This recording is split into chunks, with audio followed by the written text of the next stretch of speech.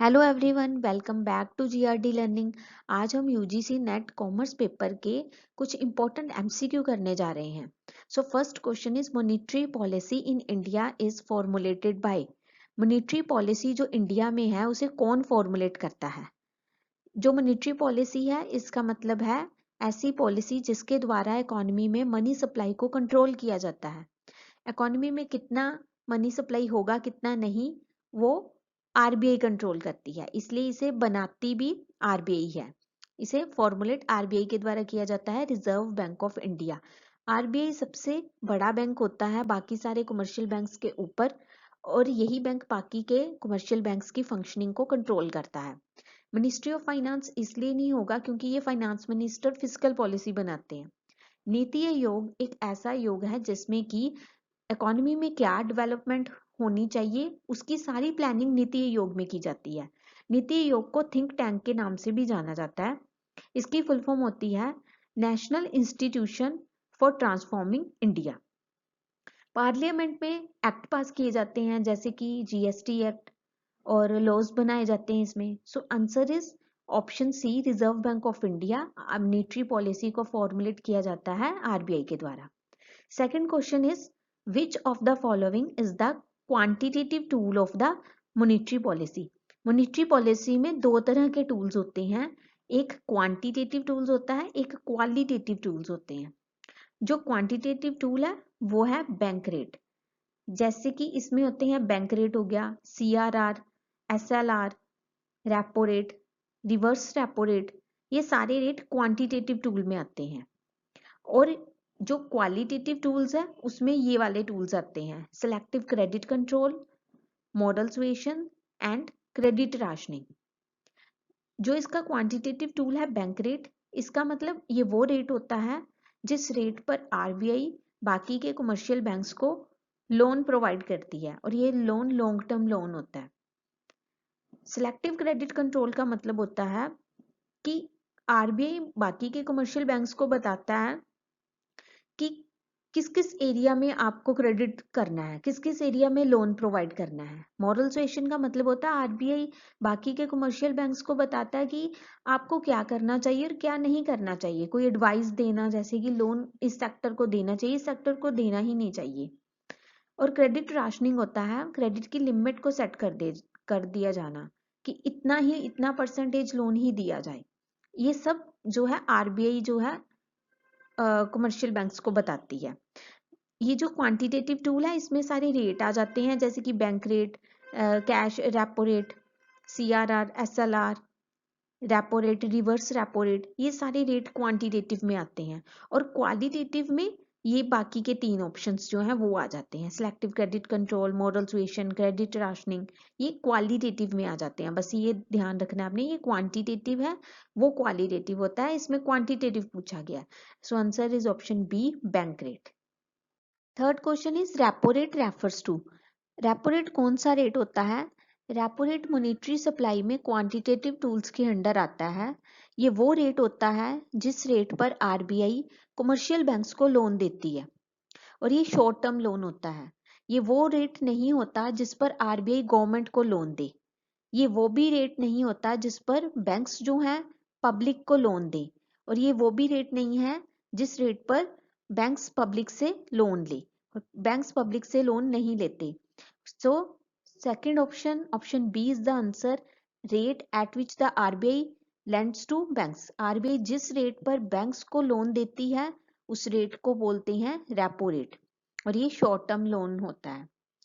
Then next question is increase in CRR will. CRR होता है cash reserve ratio. ये एक ऐसी रेशो होती है जिस रेशो पर या जिस दर पर जो कमर्शियल बैंक्स होते हैं उनको अपने सारे डिपॉजिट्स का कुछ हिस्सा आरबीआई के पास रखना पड़ता है। इसी रेट पर उन्हें आरबीआई के पास अपने डिपॉजिट्स का कुछ हिस्सा रखना पड़ता है। जब ये बढ़ जाए, अगर सीआरआर बढ़ गई है तो इट मीन्स कमर्शियल बैंक्स को ज्यादा पैसे रखने पड़े हैं आरबीआई के पास। अगर वो ज़्यादा पैसे रख रही है, अपने डिपॉजिट्स का ज़्यादा हिस्सा आरबीआई को दे रही है, इट मीन्स उसके खुद के पास इतना नहीं बच पा रहा और वो लोन पब्लिक को इतना नहीं दे पा रही, तो इससे क्या होगा, मनी सप्लाई कम हो जाएगा इकोनॉमी में। So answer is option B, decrease money supply. Increase in CRR will decrease in money supply, इससे मनी सप्लाई कम हो जाएगी अगर सीआरआर बढ़ा दी जाए। सीआरआर वो रेट होता है जिस रेट पर कमर्शियल बैंक्स अपने डिपॉजिट्स का कुछ हिस्सा आरबीआई के पास रखते हैं और इससे मनी सप्लाई डिक्रीज हो जाती है। Next question is open market operation involve. ये एक ऐसी मार्केट होती है जहां पे गवर्नमेंट सिक्योरिटीज को खरीदा और बेचा जाता है। आरबीआई गवर्नमेंट सिक्योरिटीज को खरीदती और बेचती है। Options are buying and selling of foreign exchange, buying and selling of government securities, issuing new currency और फिक्सिंग इंटरेस्ट रेट्स। जैसे कि मैंने बताया, so answer is option B, buying and selling of government securities. RBI यहाँ पे government securities को bye करती है इस मार्केट में और सेल भी करती है। अगर तो आरबीआई बाय करेगी तो जो मनी फ्लो है वो मार्केट की तरफ जाएगा, आरबीआई से मार्केट की तरफ जाएगा, जिससे कि मार्केट में मनी फ्लो बढ़ जाएगा और इन्फ्लेशन भी बढ़ सकती है। अगर तो वो सेल करेगी, अगर आरबीआई सेल करती है इस मार्केट में, तो मनी फ्लो जो है मार्केट से आरबीआई की तरफ जाएगा, जिसमें कि पब्लिक स्पेंडिंग्स कम हो जाएंगी और इन्फ्लेशन कंट्रोल हो जाएगी। So answer is option B, buying and selling of government security is known as the open market operation. Which policy is used to control inflation. Inflation को कंट्रोल करने के लिए कौन सी पॉलिसी को यूज किया जाता है। इन्फ्लेशन होना मतलब कि प्राइसेस का बढ़ना। अगर प्राइसेस बढ़ रहे हैं तो उसको कंट्रोल करने के लिए कौन सी पॉलिसीज को यूज किया जाएगा। देखिए, फर्स्ट पॉलिसी है expansion monetary policy, expansionary monetary policy sorry, contractionary monetary policy, neutral policy और लेजिस्फेयर पॉलिसी। एक्सपेंशनरी मॉनिटरी पॉलिसी होती है जबकि रेट्स को जो है, रेट्स को कम कर दिया जाता है। जो रेट्स होते हैं, रेपो रेट, सीआरआर रेट, ये रेट्स को कम कर दिया जाता है। रेट्स कम होंगे तो लोगों के पास जो है लोन वो ज़्यादा लेंगे, वो लोन ज़्यादा लेंगे, उनकी पब्लिक स्पेंडिंग्स भी बढ़ेंगी, तो इस तरह से मनी जो है एक्सपैंड करेगी और इन्फ्लेशन बढ़ेगा। कॉन्ट्रैक्शनरी मॉनिटरी पॉलिसी होती है जिसमें रेट्स को बढ़ा दिया जाता है।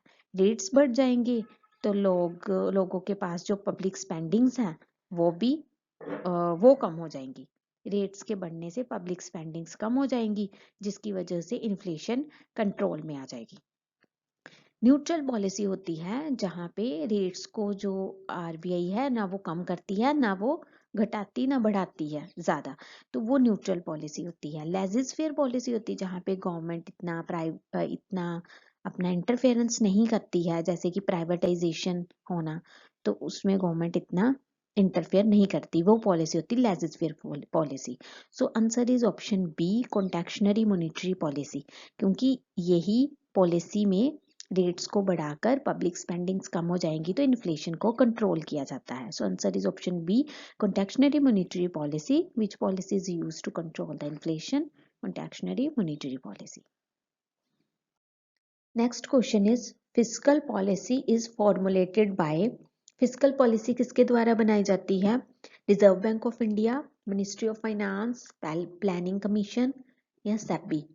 Ministry of finance is the answer, क्योंकि फाइनेंस मिनिस्टर फिस्कल पॉलिसी को बनाते हैं। रिजर्व बैंक ऑफ इंडिया इसका आंसर नहीं होगा, क्योंकि रिजर्व बैंक ऑफ इंडिया द्वारा मॉनेटरी पॉलिसी को फॉर्मुलेट किया जाता है। प्लानिंग कमीशन 5 ईयर्स प्लान हुआ करते थे पहले, अभी इसे नीति आयोग से रिप्लेस कर दिया गया है। SEBI security exchange board of India stock market को रेगुलेट करती है। So answer is option B, ministry of finance is formulated the fiscal policy. Which of the following is the tool of the fiscal policy. इसमें से कौन सा जो है tool है फिस्कल पॉलिसी का। Repo rate, bank rate, government expenditure और CRR. Government expenditure is the tool of the fiscal policy, बाकी सारे मॉनेटरी पॉलिसी के टूल्स हैं, रेपो रेट, बैंक रेट और CRR. Next question is expansionary fiscal policy is adopted during. जो expansionary fiscal policy होती है वो कब अडॉप्ट की जाती है? इन्फ्लेशन के टाइम, डिप्रेशन के टाइम, बूम और हाइपर इन्फ्लेशन के टाइम। एक्सपेंशनरी फिस्कल पॉलिसी वो पॉलिसी होती है जब गवर्नमेंट टैक्सेस को कम कर देती है। जब गवर्नमेंट टैक्सेस को कम कर देगी तो पब्लिक स्पेंडिंग्स बढ़ जाएंगी। पब्लिक स्पेंडिंग्स बढ़ गई, इट मींस एक्सपेंशन हो गया। एक्सपेंशन हो गया पैसों का इकोनॉमी में, पब्लिक स्पेंडिंग्स बढ़ गई हैं, टैक्सेस कम हो गए हैं। तो ये कब यूज की जाएगी? जब डिप्रेशन होगा। डिप्रेशन है इसीलिए टैक्सेस कम कर दिए गए, जिसकी वजह से पब्लिक स्पेंडिंग्स बढ़ गई। वैसे लोगों के पास इतने पैसे नहीं थे, डिप्रेशन था, तो टैक्सेस कैसे दे पाएंगे? वो टैक्सेस कम कर दिए गए, जिसकी वजह से अब उनके पास ज़्यादा पैसा जो है बचने लगा है स्पेंडिंग्स के लिए। तो इस तरह से मार्केट में एक्सपैंड हो गया पैसा। Expansionary fiscal policies is adopted during depression. Inflation, boom और हाइपर इन्फ्लेशन, ये एक जैसी ही सिचुएशन है, ये इन्फ्लेशन की ही सिचुएशन है सारी। So answer is option B, depression. Which deficit shows total borrowing requirement of the government? total borrowing requirement कब शो होती है? जो गवर्नमेंट है उसको टोटल बोरोइंग की जरूरत पड़ती है, वो कौन से डेफिसिट में शो होता है? ये होता है फिस्कल डेफिसिट में शो होता है, क्योंकि फिस्कल डेफिसिट शो करता है टोटल कितना जो है खर्चा हुआ है और टोटल कितना रेवेन्यू गवर्नमेंट को हो रहा है। जब टोटल खर्चा ज़्यादा हो रहा हो, टोटल एक्सपेंडिचर ज़्यादा हो रहा हो और जो है टोटल रेवेन्यू कम हो रहा हो गवर्नमेंट को, तो इसका डिफरेंस जो होता है फिस्कल डेफिसिट होता है।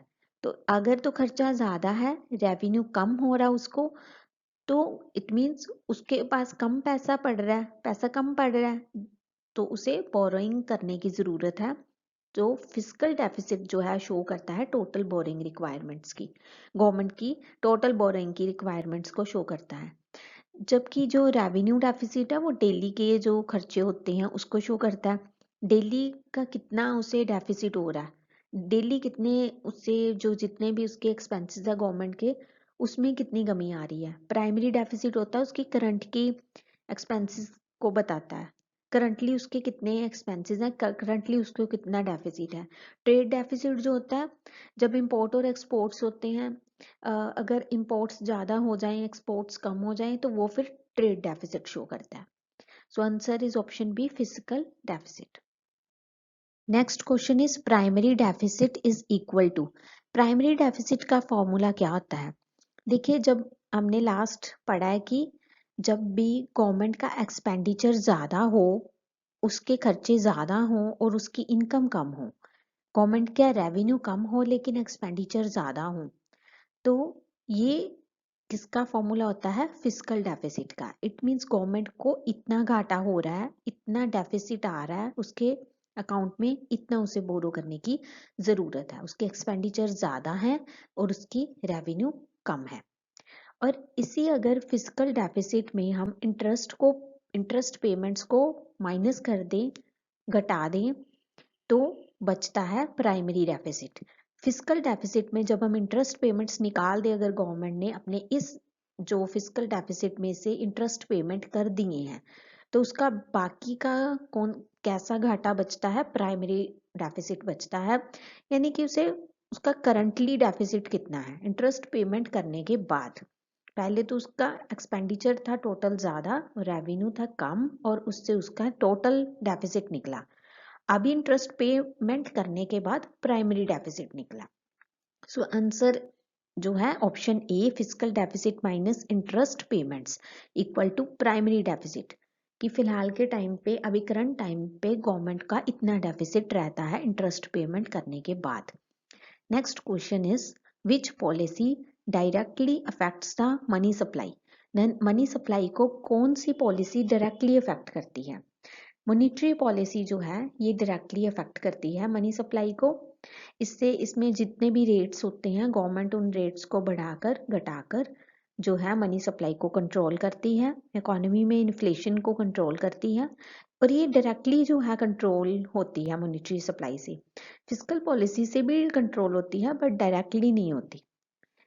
सो मॉनिटरी पॉलिसी से ही डायरेक्टली कंट्रोल होती है। ट्रेड पॉलिसी नहीं होगा, और इंडस्ट्रियल पॉलिसी भी नहीं होगा इसका आंसर, क्योंकि ट्रेड पॉलिसी में तो ट्रेड से रिलेटेड ही सारी, जैसे इंपोर्ट एक्सपोर्ट से रिलेटेड ही एक्टिविटीज होंगी। So answer is option B, monetary policy. Next question is deficit financing refers to. Deficit financing का भी वही मतलब हुआ जब जिसका फॉर्मूला था total expenditure minus total receipts equal to total deficit. Total deficit कितना हुआ है, जब टोटल एक्सपेंडिचर को टोटल रेवेन्यू से माइनस कर दें तो निकल आएगा टोटल उसका डेफिसिट कितना है, यानी कि जिसे बोलते हैं फिस्कल डेफिसिट। टोटल उसे कितना बोरो करने की जरूरत है, टोटल कितना फिस्कल डेफिसिट निकला है, तो यही है फिस्कल डेफिसिट। डेफिसिट फाइनेंसिंग का मतलब यही होता है उसे कितना अब घाटा आ रहा है, कितना उसके पास कम पड़ रहा है पैसा गवर्नमेंट के पास कि उसे बोरो करने की जरूरत पड़ रही है। Financing deficit by borrowing. Deficit financing refers to financing deficit by borrowing is the answer. C option is the answer. Financing deficit by foreign aid नहीं होगा, ना ही टैक्सेशन इसका आंसर होगा, और ना ही फाइनेंसिंग डेफिसिट बाय डिसइन्वेस्टमेंट भी नहीं होगा। Answer is option C, financing deficit by borrowing. Next question is who controls the inflation more directly in India. Directly जो है इन्फ्लेशन को कंट्रोल कौन करता है इंडिया में? आरबीआई, क्योंकि रिजर्व बैंक ऑफ इंडिया की ही मॉनिटरी पॉलिसी है, वही इसे डायरेक्टली कंट्रोल करेगी इन्फ्लेशन को, पार्लियामेंट नहीं करेगी, मिनिस्ट्री ऑफ कॉमर्स भी नहीं है और नीति आयोग में ही है। Reserve bank of India is the right option. Next question is, अभी असर्शन और रीजन के क्वेश्चंस आ गए हैं, मैं इससे थोड़ा सा पहले आपको एक्सप्लेन कर दूं ये क्या होता है। असर्शन होता है एक स्टेटमेंट आपको दी जाएगी, फिर उसका एक रीजन दिया जाएगा, आपने देखना है वो स्टेटमेंट सही है या नहीं और उसका वो रीजन भी सही है या नहीं। अगर तो असर्शन और रीजन दोनों ही सही हुए और रीजन एक्सप्लेन कर रहा है असर्शन को अच्छे से, तो आंसर ए होगा, option A is answer. Then अगर दोनों ही ट्रू हैं लेकिन रीजन नहीं एक्सप्लेन कर पा रहा है असर्शन को, तो आंसर बी ऑप्शन होगा। अगर असर्शन ट्रू है लेकिन रीजन गलत है तो सी आंसर होगा। अगर असर्शन गलत है और रीजन ट्रू है तो ऑप्शन डी आपका आंसर होगा। चलिए क्वेश्चन को पढ़ते हैं। असर्शन दिया गया है increase in repo rate reduces the inflation. अगर तो रेपो रेट बढ़ा दिए जाएं तो वो इन्फ्लेशन को कम कर देते हैं। ये कैसे होता है? देखिए, रेपो रेट क्या होता है? सबसे पहले रेपो रेट वो रेट होता है जिस पर आरबीआई कमर्शियल बैंक्स को लोन देती है।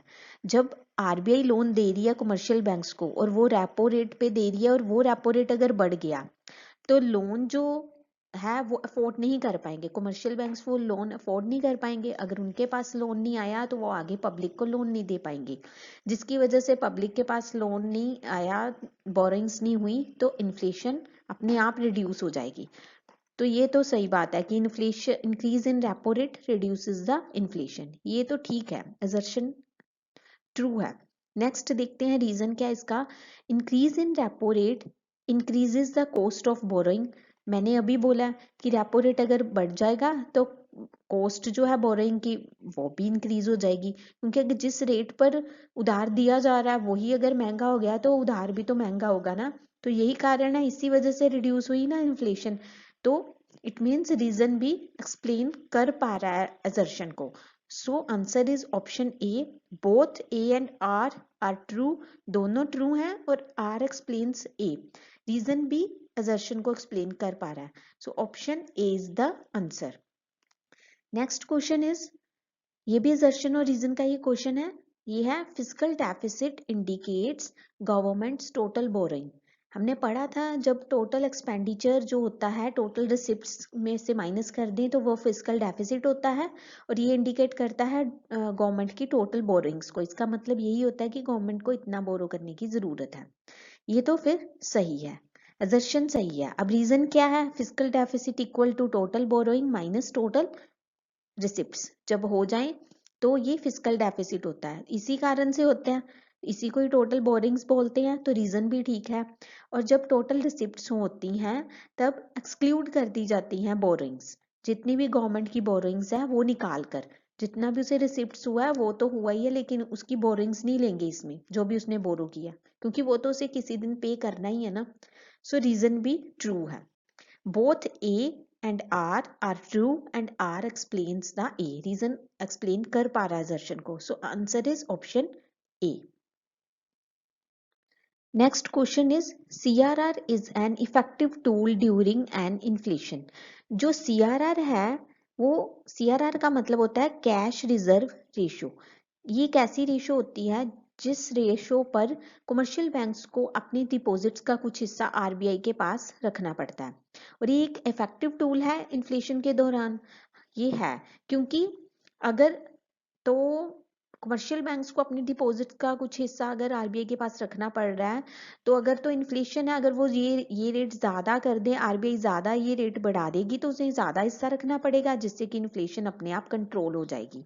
सो ये एजर्शन तो राइट है. देन रीजन क्या है? Higher CRR reduces the lending capacity of banks. वही बात जो मैंने अभी पहले बोली कि हायर सीआरआर होगी तो ये क्या कर देगी बैंकिंग की लैंडिंग कैपेसिटी को कम कर देगी. बैंक्स जो है पब्लिक को कम लोन दे पाएंगे तो इससे इन्फ्लेशन कंट्रोल हो जाएगी, पब्लिक स्पेंडिंग्स जो है कम हो जाएंगी. So answer is option A. Both A and R reason and assertion are true and R explains A. Next question is assertion कह रहा है expansionary fiscal policy increases employment. जो एक्सपेंशनरी फिस्कल पॉलिसी होती है इसमें क्या होता है गवर्नमेंट टैक्सेस को घटा देती है जिससे कि पब्लिक स्पेंडिंग्स जो हैं वो बढ़ जाती हैं और लोगों के पास ज़्यादा पैसा रहता है. पब्लिक स्पेंडिंग्स बढ़ गई तो इंक्रीज हो जाएगा एम्प्लॉयमेंट. सो एक्सपेंशनरी फिस्कल पॉलिसी एम्प्लॉयमेंट को इंक्रीज करने में हेल्पफुल है और गवर्नमेंट अब रीजन क्या है गवर्नमेंट इंक्रीजेस द एक्सपेंडिचर और रिड्यूसेस द टैक्सेस. गवर्नमेंट अपने एक्सपेंसेस जो हैं इंक्रीजेस कर देती हैं अपने एक्सपेंडिचर जो भी उसने रोड्स बनाने में स्कूल्स बनाने में लगाने हैं वो इंक्रीज हो गया और टैक्सेस जो हैं रिड्यूस हो जाएंगे. अगर टैक्सेस रिड्यूस हो गए तो दूसरी तरफ अगर गवर्नमेंट अपना एक्सपेंडिचर बढ़ा दे तो इससे क्या होगा एम्प्लॉयमेंट भी जनरेट हो जाएगा. सो answer is option A. Both assertion and reason are true and R explains the A. Option A is the answer. Next is match list 1 with list 2. अभी लिस्ट 1 और लिस्ट 2 में ऑप्शंस दिए गए हैं हमें इसे मैच करना है और इसमें से हमने ऑप्शंस ढूंढने हैं ऑप्शन ए बी सी और डी. इसमें से कौन सा मैच जो है ये राइट मैच है. सबसे पहले है repo rate CRR OMO open market operation और बैंक रेट. अब रेपो रेट कौन सा रेट होता है जिसमें आरबीआई लेंड करती है बैंक्स को. ये यही रेट होता है जिसमें आरबीआई बैंक्स को लेंड करती है. सीआरआर क्या होता है कैश रिजर्व रेशो. इसका मतलब होता है मिनिमम कैश जो है आरबीआई के पास रखना पड़ता है. ये कमर्शियल बैंक्स रखते हैं मिनिमम रिजर्व विद आरबीआई. जब commercial banks reserve bank of India के पास मिनिमम रिजर्व रखते हैं तो उसे सीआरआर बोलते हैं. रेपो रेट होता है आरबीआई जिस रेट पर कमर्शियल बैंक्स को लेंड करती है. OMO is a market operation open market operation जिसमें गवर्नमेंट सिक्योरिटीज को खरीदा और बेचा जाता है buying and selling of government securities. Bank rate क्या होता है जिस रेट पर आरबीआई कमर्शियल बैंक्स को लेंड करती है लेकिन ये लॉन्ग टर्म रेट होता है long term lending rate. So answer जो है इसका है ऑप्शन ए. ये इसके डायरेक्ट मैच बन रहे हैं जरूरी नहीं कि इसके डायरेक्ट ही बने. तो ए जो है ए ऑप्शन जो है उसका ए जो है वो 1 से लिस्ट में से ए लिस्ट 2 1 से मैच कर रहा है बी जो है 2 से सी 3 से और डी 4 से मैच कर रहा है. So option A is the answer. Next question is इसमें भी मैच द लिस्ट क्वेश्चन है. लिस्ट 1 को हमने लिस्ट 2 के साथ मैच करना है. इसमें दिए गए हैं revenue deficit fiscal deficit primary deficit और बजट डेफिसिट. इसको हमने मैच करना है. फर्स्ट है revenue expenditure is greater than revenue receipts. Then total borrowing needs fiscal deficit minus interest total expenditure minus total receipts. So revenue deficit वो deficit होता है जिसमें रेवेन्यू एक्सपेंडिचर ज़्यादा और रेवेन्यू रिसिप्ट्स कम हो.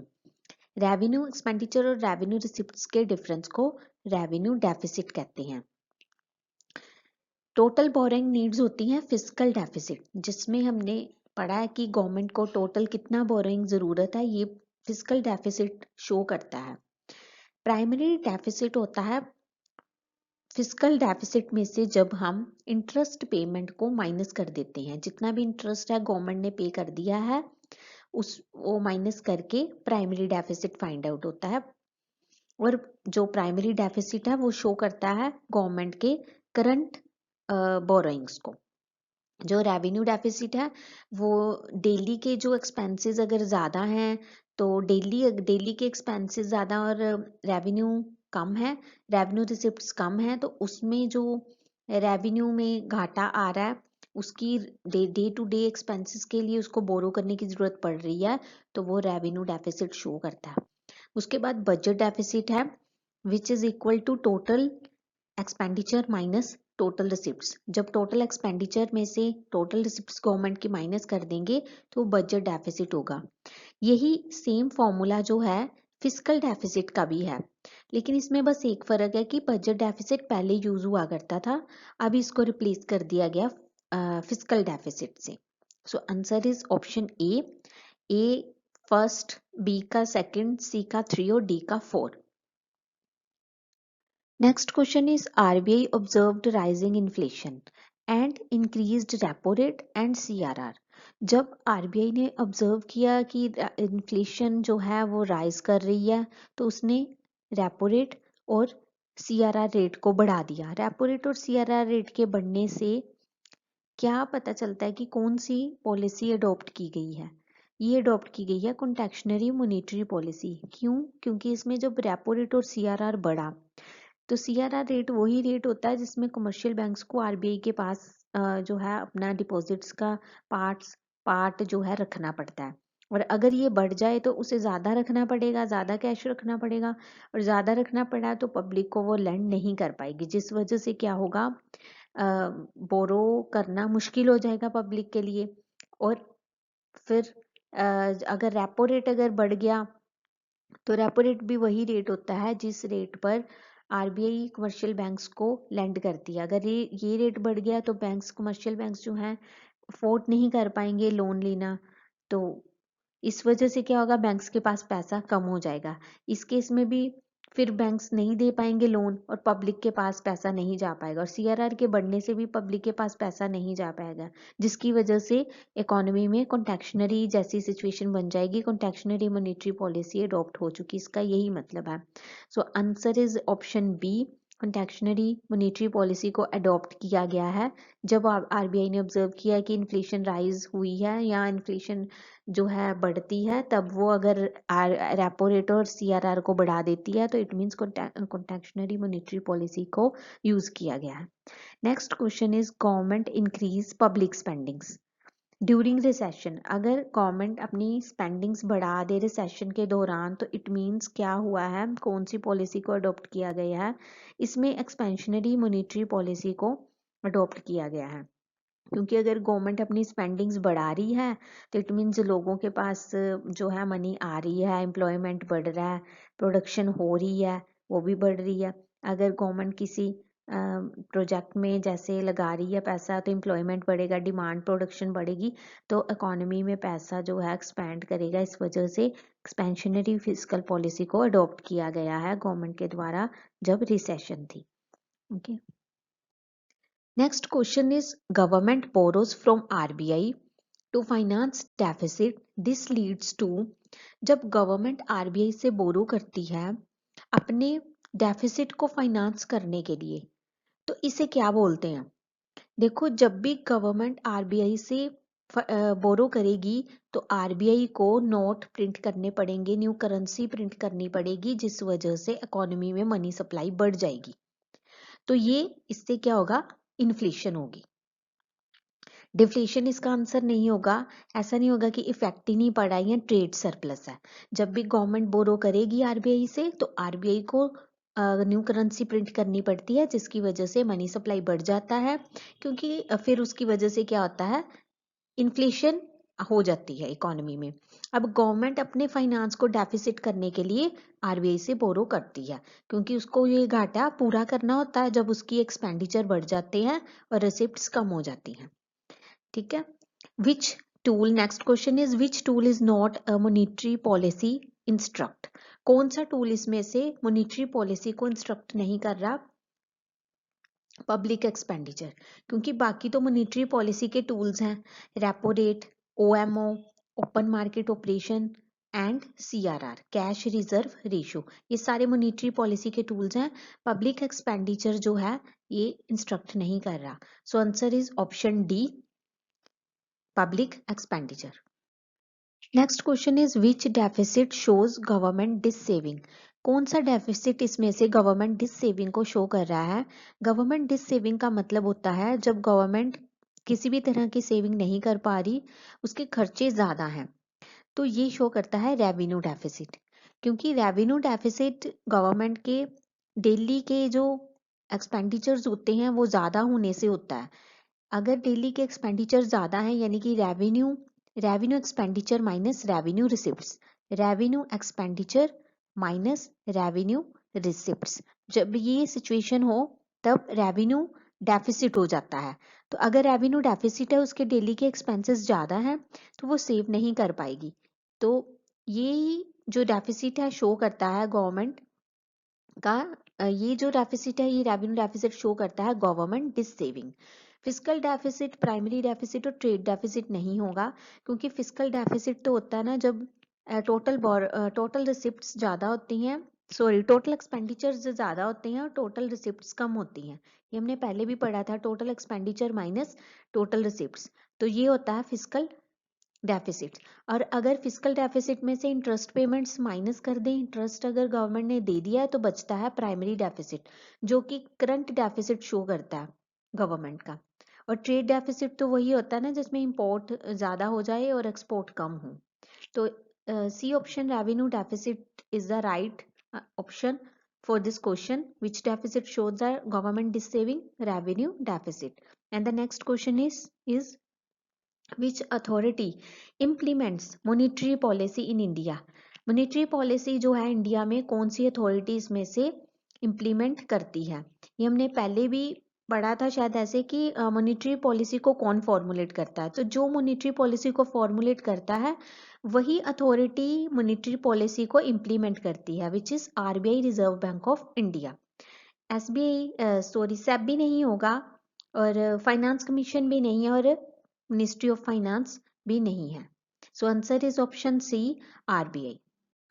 Next question is reverse repo rate. Reverse repo rate कौन सा rate होता है जिस पर कमर्शियल बैंक्स जो होते हैं आरबीआई को लेंड करते हैं, वो रेट होता है reverse repo rate. So answer is option B, commercial banks lends to RBI. जब आरबीआई लेंड करती है बाकी सारे कमर्शियल बैंक्स को, तो वो होता है रेपो रेट। सो ये आंसर नहीं होगा, क्योंकि वो रेपो रेट होता है और क्वेश्चन में रिवर्स रेपो रेट के बारे में पूछा गया। आरबीआई लेंड्स टू गवर्नमेंट, ये भी नहीं है, और बैंक्स लेंड्स टू पब्लिक, ये भी आंसर नहीं है। Answer is option B. Then next question is when both monetary policy and fiscal policy are used together to control the inflation, it is called, जब मॉनेटरी पॉलिसी और fiscal policy दोनों इकट्ठे use किए जाएं inflation को control करने के लिए, तब वो कौन सी पॉलिसी होती है? Policy mix. So answer is option B, policy mix. Neutral policy नहीं होगा, क्योंकि ये तब यूज होती है जब गवर्नमेंट ना ही रेट्स को इतना बढ़ाती है, इंटरेस्ट रेट्स को ना ही ज़्यादा घटाती है, न्यूट्रल रखती है। और फिर सिलेक्टिव क्रेडिट पॉलिसी वो पॉलिसी होती है जिसमें कि आरबीआई कमर्शियल बैंक्स को बोलती है कि आप सिर्फ इसी एरिया में जो है क्रेडिट प्रोवाइड करोगे। तो लेजिस्फेयर पॉलिसी वो पॉलिसी होती है जब जो गवर्नमेंट का इतना इंटरफेरेंस नहीं होता, उसमें इकोनॉमी में इतना इंटरफेरेंस नहीं होता, मिनिमम ही होता है। जैसे कि कोई प्राइवेटाइजेशन होना, तो गवर्नमेंट इतना नहीं इंटरफेयर करती कि रेट्स ऐसे रखो या ये चीज चेंज करो। तो ये होती है laissez faire policy. So answer is option B, policy mix. Next question is which of the following is considered an automatic stabilizer in the fiscal policy? Fiscal policy में automatic stabilizer किसे बोला जाता है? Repo rate, public debt, progressive taxation, open market operation. So answer is option C, progressive taxation. ऐसा क्यों है? देखिए, जब भी इन्फ्लेशन होती है मार्केट में तो टैक्सेस को बढ़ा दिया जाता है। टैक्सेस बढ़ जाएंगे तो पब्लिक स्पेंडिंग्स कम हो जाएंगी। पब्लिक स्पेंडिंग्स कम हो जाएंगी तो वो फिर इन्फ्लेशन कंट्रोल हो जाएगी। और अगर डिप्रेशन है तो टैक्सेस घटा दिए जाएंगे और पब्लिक स्पेंडिंग्स फिर बढ़ जाएंगी, तो इसकी वजह से डिप्रेशन कंट्रोल में हो जाएगा। इसे ही कहते हैं कि अपने आप जो है ऑटोमेटिक स्टेबलाइजर हो रहा है टैक्सेशन जो है प्रोग्रेसिव टैक्सेशन के लगने से। So answer is option C, progressive taxation. Next question is assertion और रीजनिंग का। असर्शन और रीजन है, जैसे असर्शन में बोला गया fiscal policy can be reduce inflation in an economy. Economy में फिस्कल पॉलिसी इन्फ्लेशन को रिड्यूस करती है। ये करती राइट है, ये चीज ठीक बोली गई है कि फिस्कल पॉलिसी हेल्पफुल है इन्फ्लेशन को रिड्यूस करने में इकोनॉमी में। रीजन ये है कि गवर्नमेंट रिड्यूस कर देती है disposable income by increasing tax. अगर उसने फिस्कल पॉलिसी के थ्रू टैक्सेस को बढ़ा दिया फिर से पब्लिक स्पेंडिंग्स जो है कम हो जाएंगी, जिसकी वजह से डिस्पोजेबल इनकम जो है वो रिड्यूस हो जाएगी। लोगों के पास स्पेंडिंग्स के लिए इतना नहीं बचेगा, तो फिर वो डिस्पोजेबल इनकम जो उनकी होती है वो कम हो जाएगी और इसके कम होने से इन्फ्लेशन कंट्रोल हो जाएगी। सो रीजन भी बिल्कुल राइट है। So answer is both assertion and reason are true and reason explains assertion. यहाँ पे ये क्वेश्चंस खत्म होते हैं। अगर आपको ये क्वेश्चंस अच्छे से समझ आए हों तो अपनी फीडबैक ज़रूर दीजिएगा। अगर कोई भी डाउट है तो वो भी कमेंट कर दीजिएगा, मैं आपको वहाँ पे क्लियर कर दूंगी। Thank you so much for watching my video. मिलते हैं नेक्स्ट वीडियो में। Till then take care.